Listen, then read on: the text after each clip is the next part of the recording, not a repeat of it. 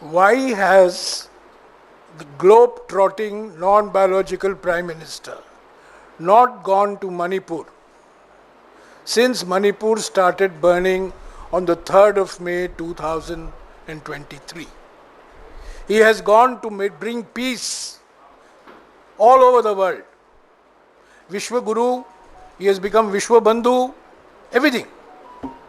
So my question to Mr. Ravi Shankar Prasad, I can understand his frustration. Why has the Prime Minister, globe-trotting, non-biological Prime Minister, not found the time nor the inclination to go to Manipur? He has gone to Assam, he has gone to Tripura. Why hasn't he gone to Manipur? The people of Manipur want him to come to Manipur. He has not been there even for a few hours. He has not said anything on Manipur. He has not met the Chief Minister of Manipur.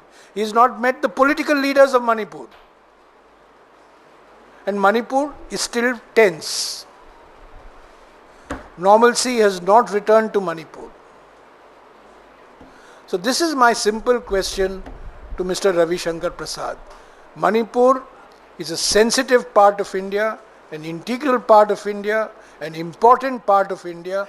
Why is Mr. Narendra Modi continuing to ignore Manipur?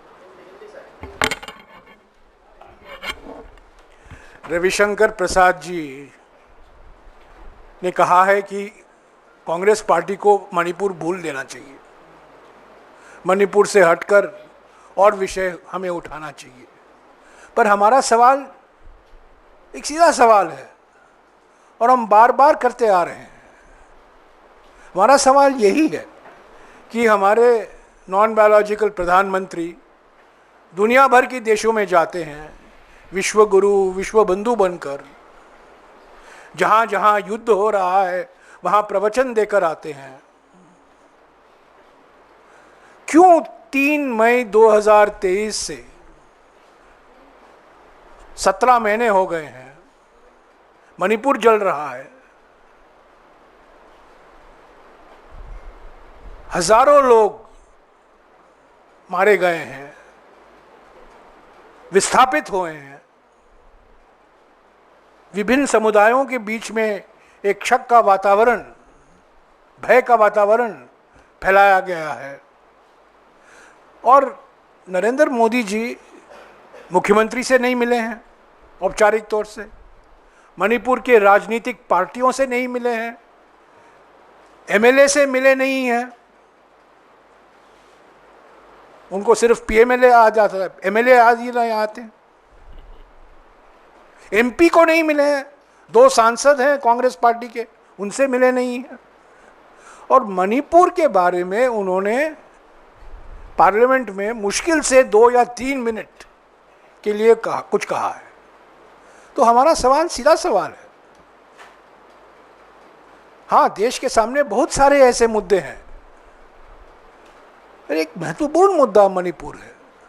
Manipur में जो होता है वो सिर्फ उत्तर पूर्वी राज्यों के लिए सीमित नहीं है, वो सारे देश को प्रभावित करता है। मणिपुर की पीड़ा देश की पीड़ा है।